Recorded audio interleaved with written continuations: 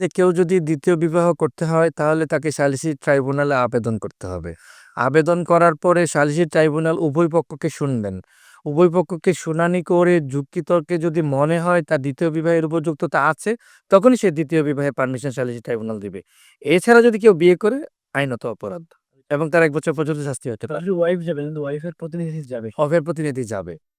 Wife যেতে পারে, মানে তাকে শুনানির সুযোগ দিতে হবে। প্রথম পক্ষ ওয়াইফ, তাকে শুনানির সুযোগ দিতে হবে। সে মাস্ট সে হ্যাঁ, তাকে অবগত থাকা লাগবে।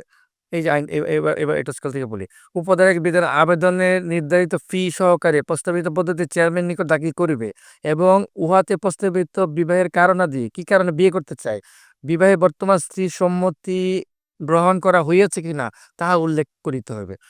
উপধারা ২ এসে আবেদনপত্র গ্রহণের পর চেয়ারম্যান আবেদনকারী ও তাহার বর্তমান স্ত্রী, যেটা প্রথম ওয়াইফ, এবং স্ত্রীগণে যদি একাধিক থাকে আগে, প্রত্যেকে একজন করে প্রতিনিধি মনোনয়ন করিতে বলিবেন এবং উক্তরূপ গঠিত সালিসি পরিষদ, যেটা ট্রাইব্যুনাল, যেটা সালিসি আরবিট্রেশন ট্রাইব্যুনাল, প্রস্তাবিত বিবাহের প্রয়োজনীয় ন্যায়সঙ্গত এই মর্মে সন্তুষ্ট হইলে, সন্তুষ্ট হইতে হবে তার কাছে, তখন উপযুক্ত বলিয়া গণ্য হইতে পারে। তখন তার তারপরে শর্ত বিয়ে করছে কিন্তু প্রথম ওয়াইফ জানে, এটা হয়তো কোনো না সুযোগই নেই, তাহলে আইনগত অপরাধ।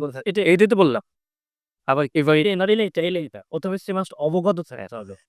কেউ কারো যদি দ্বিতীয় বিবাহের প্রয়োজনীয়তা দেখা দেয় তখন তাকে সালিসি ট্রাইব্যুনালে আবেদন করতে হবে। সালিসি ট্রাইব্যুনালে তাকে সুনির্দিষ্ট ফি এবং উল্লেখ করতে হবে তার প্রথম স্ত্রীকে এই ব্যাপারটি জানানো হয়েছে, অনুমতি দেওয়া হয় নাই বা হয়েছে।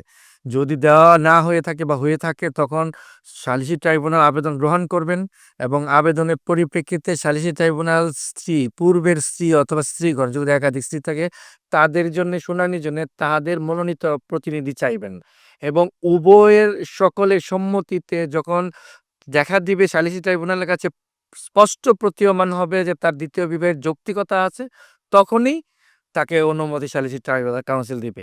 এছাড়া যদি কেউ বিবাহ করে, দ্বিতীয় বিবাহ করে, তার 1 বছরের শাস্তি।